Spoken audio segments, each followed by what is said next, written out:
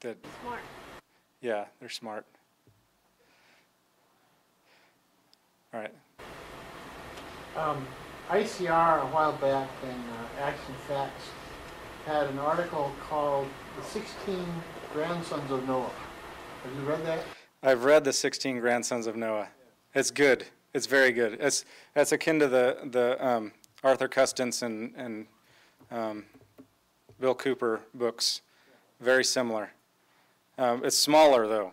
Those other ones are books, and this is an article. And if you wanted to read something, 16 Grandsons of Noah from ICR.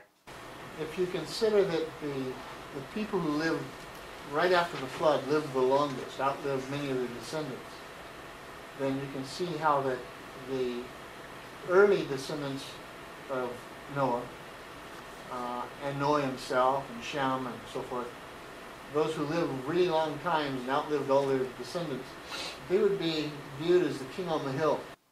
Yeah. In their various neighborhoods, wherever they happen to wind up. Yeah. And that would tend to lend credence, I think, to the idea that many of the gods may have been derived from people that were looked upon with, a certain amount of mystery. Why do they keep? Yeah. Why are they still here? Yeah, they're eternal. They're eternal because they live 350 years after the flood, like Noah, or 500 years after the flood, like Shem. And our Faxad was 400 and some years old when he died. So they lived a long time at the very beginning, just after the flood. Do you have any idea of where the Epic of Gilgamesh fits into this? I read the Epic of Gilgamesh, and it didn't look like Genesis to me when I read it. I think they're reading stuff into it. There seems to be a lot of emphasis on it, like on the Discovery Channel and stuff lately, and I was just wondering if you had any opinions. Well, I think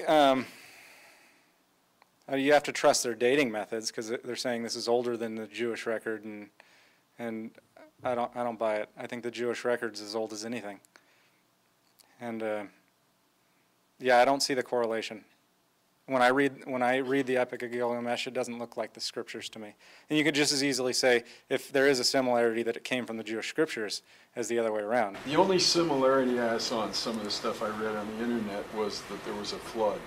Yeah, exactly. Well, there's floods everywhere. Big deal, you know? Yeah, exactly. And they have several floods in history sometimes. They have, a flood before the flood, and then they have a flood after the flood. The Deucalion flood wasn't supposed to be the same as the flood of Noah. It was a different flood, they say. And I'm sure there were a lot of local floods, but only one global flood.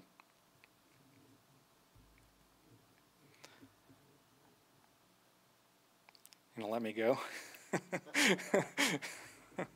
Anything else? Anthony Flew. I don't know Anthony Flew. Well, he was a prominent atheist that decided there was a God, about 3 or 4 years ago or something. Okay. Yeah, I might have heard that.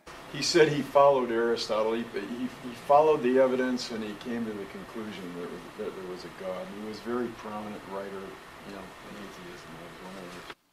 No, I don't know anything. Sorry.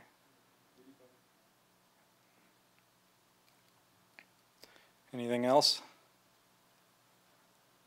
All right. Well, if you want to learn more, my book's in the back.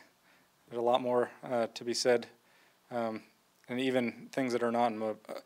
I'll just offer this, volunteer this. I had one quote from Isaac Newton, but right now I'm going through a lot of what he said about this time frame, and Isaac Newton had a lot to say about this stuff. He read a lot of sources, and it is very interesting. I'll just leave it at that. And I have the link on my From Noah to Hercules website, fromnoahtohercules.com. All right.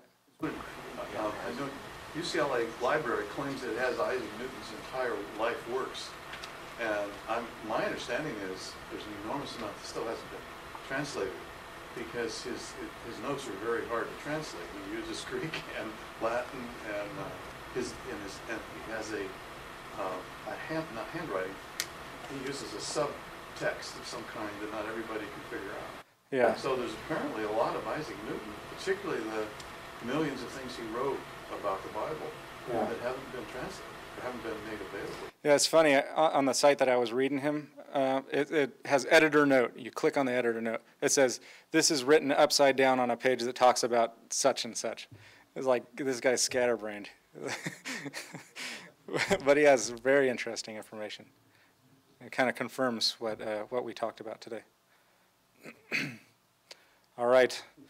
My kids need a dad tonight, so I will talk to you all some other time.